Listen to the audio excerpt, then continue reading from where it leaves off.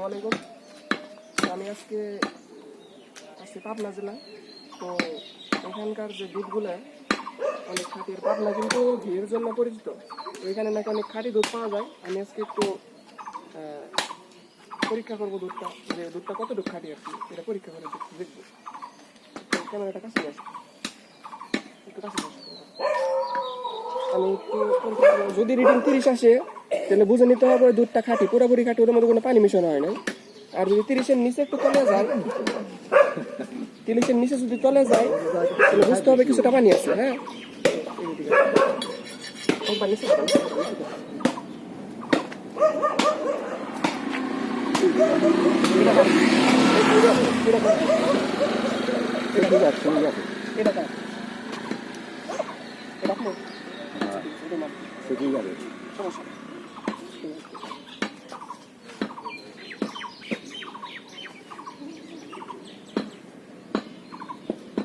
এটা রিডিংটা আসতেছে 30, অর্থাৎ দুধটা পুরোপুরি খাঁটি, এটার মধ্যে কোনো পানি মেশানো হয় না। এটার মধ্যে কোনো পানি মেশানো হয় না।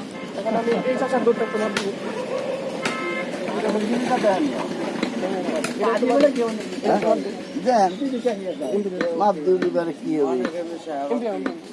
পানি যে মিশে সে পোকা ছাড়া কিছু না, হবে না, যে পোকা লাগে তো মিশায় না। এটা তুই হবে না। কতটা সেটি করেন একটু আমার 30 যাও বিক্রি যাও।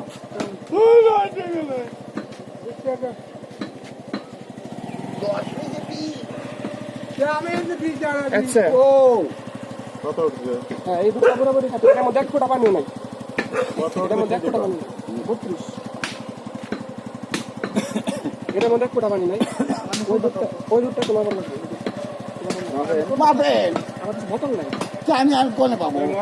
আমি দুধ দিই 4 দোকানে আজকে ইংলিশি এনে বোতল আপনি ঘরে একই দুধ না এটা তো দুধের মাঠে ইয়েলো ইউটিউবার চালু দে ইউটিউবার। এই যে টিভি সামনে করে দেখা যায় রে।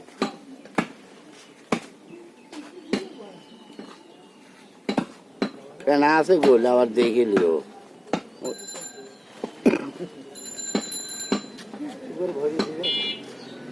আবার ভরি দেই দেখেন লাগবে না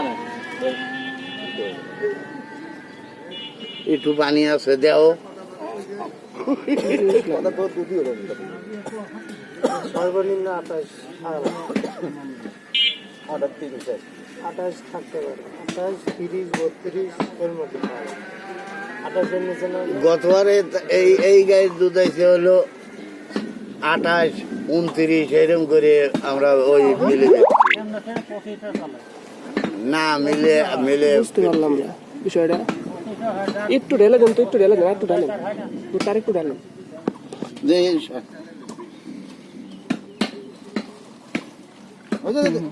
শুনুন, একটু খেয়াল করি।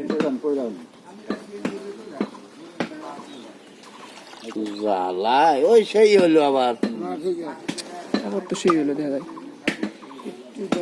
একটু হালকা দেন, একবার হালকা করে দেন। মহা তোলেন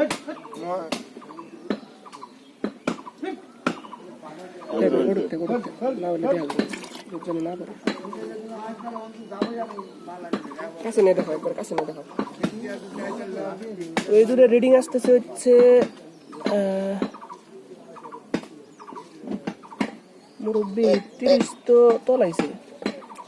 পানিতে থানার থেকে কল দিতে ওই বাজারে। হ্যাঁ 30 তলে গেছে। তাতে কি পানি তো বোঝা যাচ্ছে। আচ্ছা, তাহলে পানি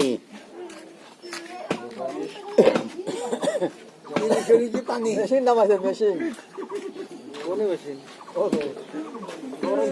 এই মুরগিটা কি পুরোপুরি খাটে না, পুরোপুরি খাটি না এটা না। হ্যাঁ ডালেন এই 3টা দুধ মাখলাম, ওনার দুধটা সব থেকে ভালো, ওনার দুধটা সব থেকে ভালো। 32 রিডিং আসছে, আর এটা 30 তলে গেছে। আমার গরুর যে গরুর দুধ না ওই দিক থেকে ধরো।